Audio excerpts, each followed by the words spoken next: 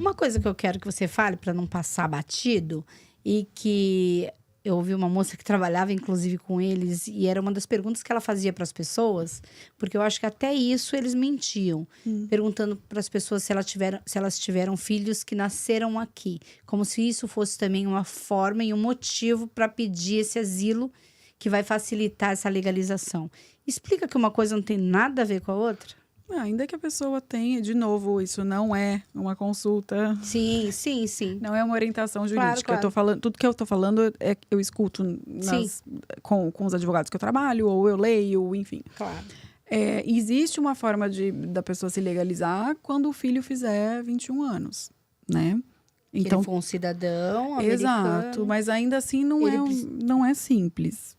Tem todo um processo, depende Exato. todo de um histórico, tem de que como ver se a pessoa entrou, não veio é? pelo México, se veio pelo México é bem complicado. Aí tem, por exemplo, se o filho é americano e nasceu com algum tipo de problema, autismo ou alguma doença. Envolve várias coisas, né? Existem caminhos, sim, e de novo, por eu não ser advogada, eu não vou conseguir te explicar detalhadamente, mas caso as pessoas que estão nos ouvindo tenham algum caso, né? Tem filho aqui. Sim. Entre em contato com o advogado licenciado, eles vão orientar o que é melhor fazer. Existem esses caminhos que eu falei. Quando a criança fizer 21 anos, né? Quando o adulto fizer 21 anos, ou caso o filho nasça com algum tipo de problema, mas a pessoa tem que provar... que ele não tem outra pessoa que cuide dele, que ele tem uma dependência dessa pessoa. E não é um processo simples, né, Mel? Não é um processo simples nem barato, né? Processos que têm que ser feitos com um advogado, profissional, licenciado. Então, porque olha o que acontece. Em alguns casos, você tem um filho, por exemplo, com 15 anos que nasceu aqui. Com 21, ele vai poder te legalizar. Aí, essa empresa, muitas vezes, oferecia para você que se você entrasse com pedido de asilo, até isso ser julgado, que podia levar de 6 a 8 anos, seu filho já iria fazer 21. Então, que você ganharia tempo para o seu filho te legalizar. Mas muita gente acreditou nisso e fez isso, porque realmente eu vou ganhar esse tempo. Mas tem casos que isso é julgado muito rápido. Sim. E se isso é julgado antes do seu filho fazer 21 ou entrar com processo para legalização, você vai ser preso também e deportado. Exato. Então, eles só vendiam... eram falsas verdades, né? Se aqui existe essa expressão. É meia verdade. E quem é inocente? Era uma meia verdade. Eu não entendo nada. Você que está na área, trabalhando todo dia com isso. Mas você imagina quem não sabe nada, sabe? Não tem informação. Então, qualquer história que contar, vai acreditar. Qualquer vendedor desse aí, de sonhos, que entrar ali na mente, ele consegue atingir o objetivo. Eu acho assim, eu já estive do lado de cá, né? De vítima. Eu sei que tem provavelmente muita gente que entrou sabendo que era meio errado, meio certo, né? Mas às vezes o desespero é tão grande. Sim, mas a maioria é vítima mesmo, caiu num golpe, né? E às vezes o desespero é tão grande, tá aqui, não vê a luz no fim do túnel. Vamos falar a verdade, o sistema é falho, né?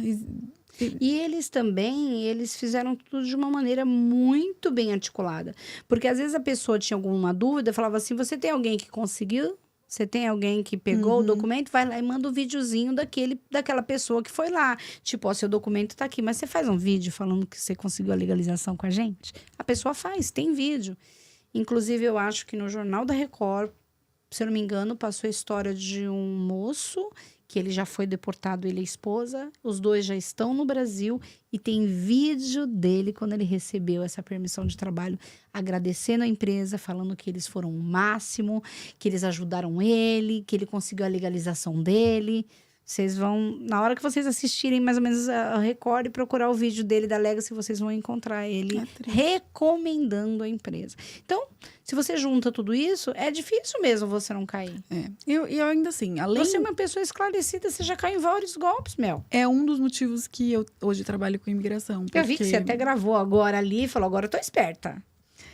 Mas um dos motivos que me impulsiona a continuar trabalhando na imigração, porque tem hora que dá vontade, tá bem estressante, né? Ainda mais pra gente que eu não trabalho como advogada, eu trabalho com advogados, mas é muito estressante.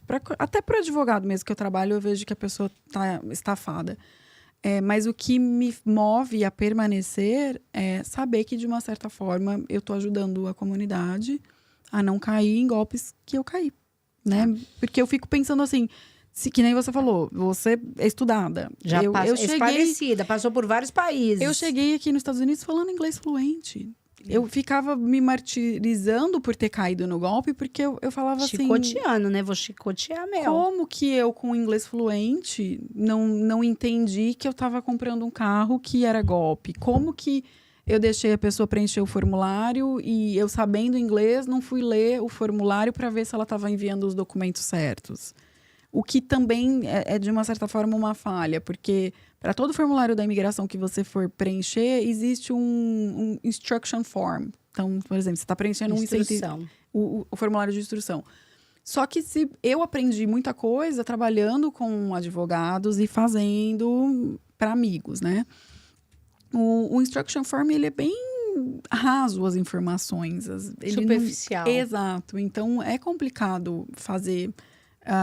sozinho, não é tão simples quanto parece. O seu futuro depende disso, então vale muito a pena você procurar um profissional licenciado e que tenha conhecimento do que está fazendo, né?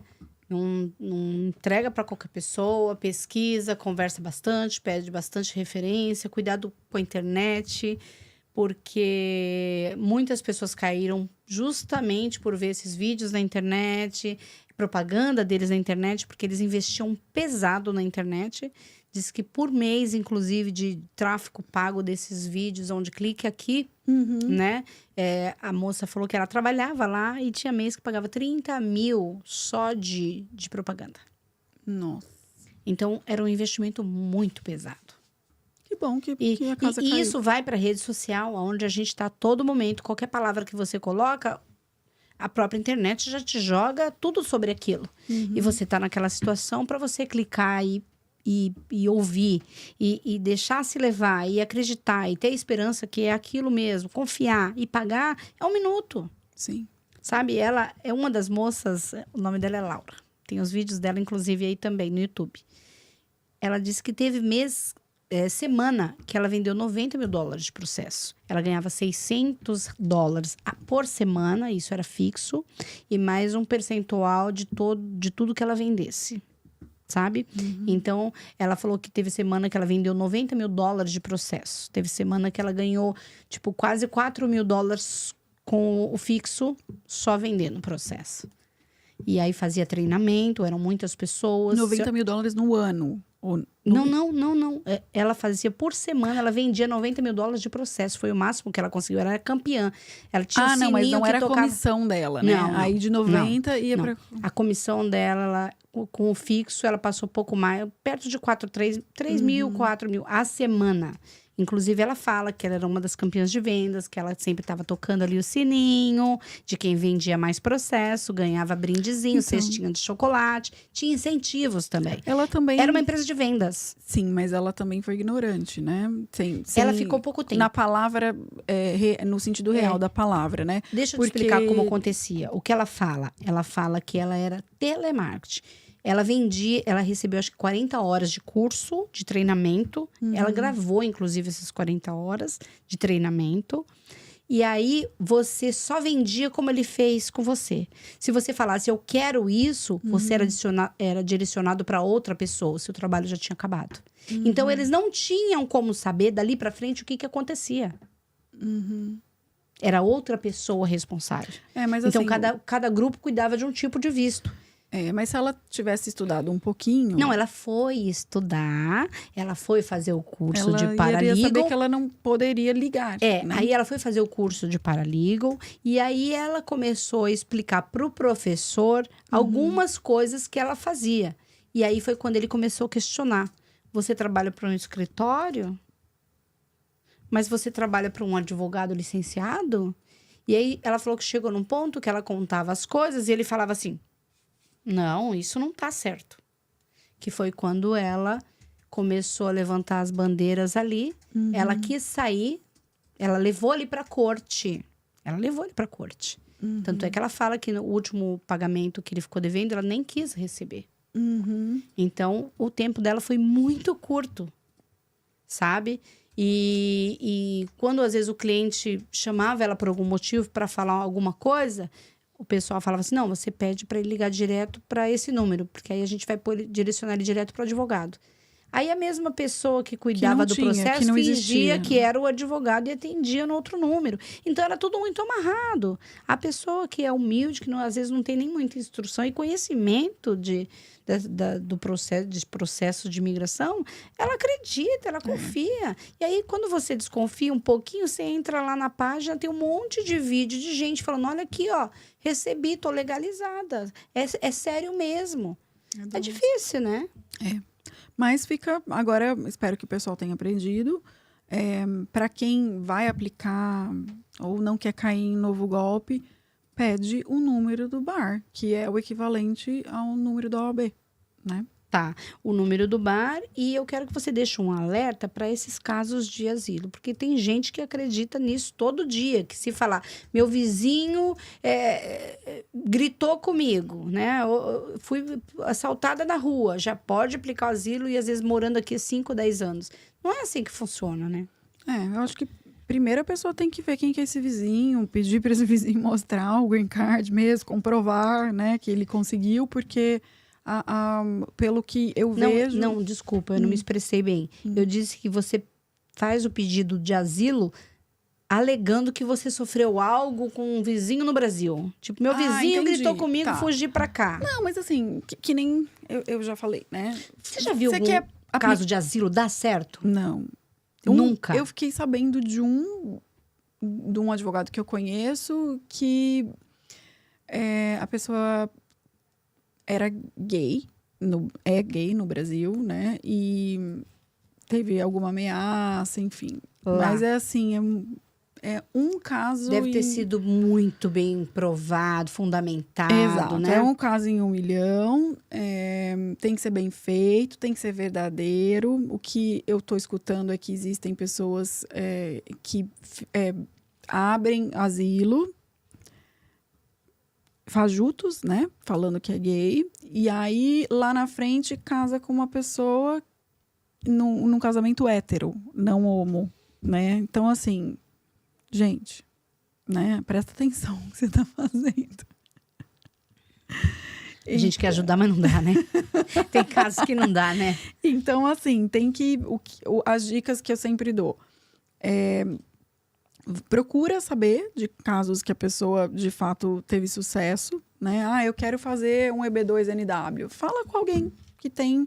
Entre em contato comigo. Eu tenho várias pessoas que eu conheço que fez EB2NW e que conseguiram. Eu quero fazer um asilo. Vai procurar alguém que conseguiu o asilo. Vai googar. Mas não é a permissão de trabalho, não. O combo, que conseguiu a legalização através desse pedido de asilo. Exato. Porque aqui já vieram várias pessoas e a gente já teve vários episódios com tema imigração, que a gente falou de alguma coisa. Inclusive, tem advogada que fala aí por mais de 4 horas, tem um episódio dela. A maioria fala que não conhece um pedido de asilo que deu certo, gente. Não é estranho isso? Sim. Outra coisa que fica a dica também para vocês é o VAWA, o T... qual mais? O VAWA, o T... São vistos que vão chegar a um green card, se, novamente, bem feitos, embasados, feito por Podem te levar até o green card. Exato. Só que tem outro esquema que também tem aí... Tem advogados licenciados, tem de tudo, né? Que pegam para fazer o processo e não manda...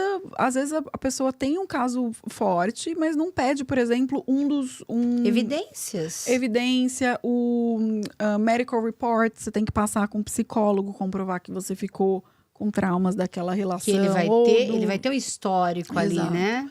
Então, um processo mal feito também, né? Por qualquer profissional, também não vai dar comprometer sucesso. Um processo, Às vezes a pessoa tem um caso forte, de fato pode aplicar para um visto T, uma pessoa, do 1 milhão, outras coisas ridículas que tem, outra situação ridícula que eles estão propondo aí.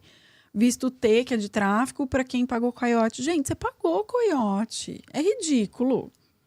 Mas que advogado, em sã consciência, vai em frente de um juiz defender um cliente que pagou um coiote. Inclusive, tem situações que a gente ouve por aí de pessoas que pagaram um coiote, vieram pelo México e sofreu algum tipo de abuso do coiote. Se de fato aconteceu... É a palavra dela. Ela não tem como provar. Como fica mais ou menos isso? Você paga o coiote, você vem... vai ter que pegar um advogado, de novo, licenciado, que vai levantar provas para embasar isso. Não tenho provas, então é um grande risco de quando chegar essa resposta para você, muitas vezes vir negado. Sim, então vai ter que levantar as provas, em alguns casos vai ter que ter um boletim de ocorrência, em outros casos vai ter que ter, se a pessoa ficou com traumas psicológicos, vai ter que ter um laudo psicológico, né? De que dano, né, foi causado ali, né? Exato. Então, e novamente, ter um advogado licenciado, porque todos esses processos aí que a gente está falando, vocês têm que entender que num dado momento vai chegar o momento que a pessoa, o imigrante, vai estar em frente a um juiz. Então, sem um advogado... Não tem milagre, né? Não sem tem um advogado, mágica. como que você vai lá em frente do juiz e vai falar, eu estou aplicando porque... Exatamente. E isso que ela fala é muito importante, porque na hora de ser julgado isso, cadê o profissional sério? Porque dependendo do caso, ele não vai nem querer te representar. Ele não vai lá e fala assim, ó, eu sou o cúmplice. Ele não vai fazer isso. Eu sou o cúmplice desse processo aqui que é fake. Ele não vai. Exatamente.